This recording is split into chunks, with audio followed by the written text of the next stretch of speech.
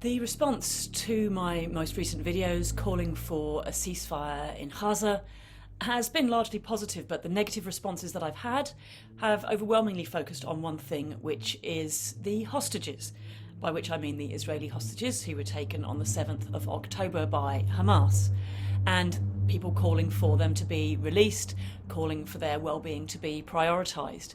So I want to talk specifically about them today.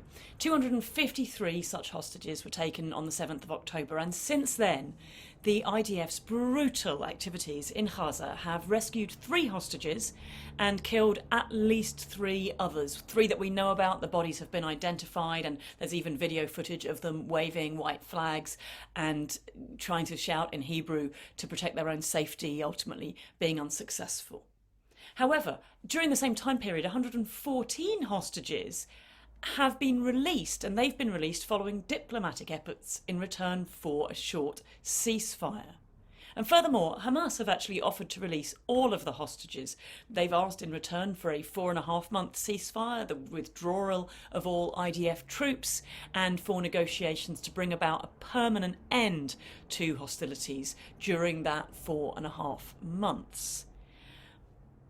And in actual fact, not only has it been Netanyahu who has rejected that offer, but in fact Netanyahu has even rejected proposals put forward by his own negotiating team trying to bring about a ceasefire and get the hostages back.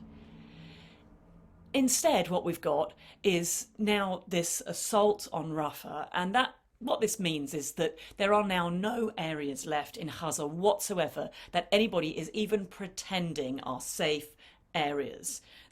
And if those areas are not safe for Palestinian citizens, then they are also equally not safe for hostages to be held there. So the actions of Netanyahu are preventing the return of the hostages and making their lives more and more precarious where they are in Gaza. Now, as it happens, a ceasefire would also end a genocide that has already claimed 28,000 lives, around half of them children. But even if the only thing that you want to focus on is the well-being of the Israeli hostages, Netanyahu is your number one enemy right here, because doing what's best for the hostages and calling for a ceasefire are the same thing. They are absolutely the same side. And indeed, many families of the remaining hostages have made that point very, very articulately in so many different places. The only alternative position to wanting a ceasefire and the safe return of all the hostages is to want genocide. And it is absolutely heartbreaking to see that that persists in being the position that the UK government, the UK opposition, the US government and dozens of other governments around the world persist in taking. And it is vital that we raise our voices as loudly as we can, as often as we can, and make it very clear that that is not happening in our name and we want no part of it. See you next week. Increasingly, the mainstream media is terrible at informing the public of what is really going on.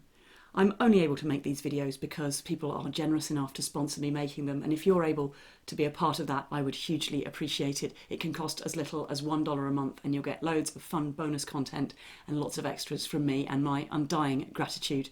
I also massively appreciate it if you're able to like, share these videos and let people out there know what's going on.